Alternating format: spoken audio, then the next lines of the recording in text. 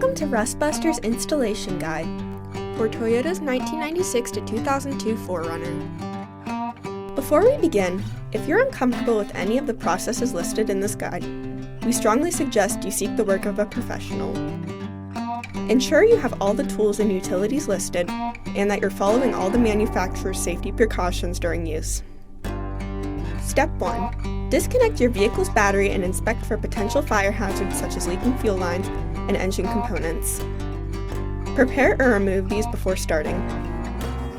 Finally, clear the work area of any safety hazards. Step 2.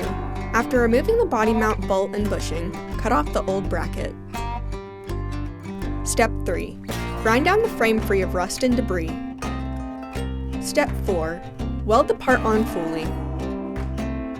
Finally, reinstall the body mount and bushing. Then, paint the work area with primer.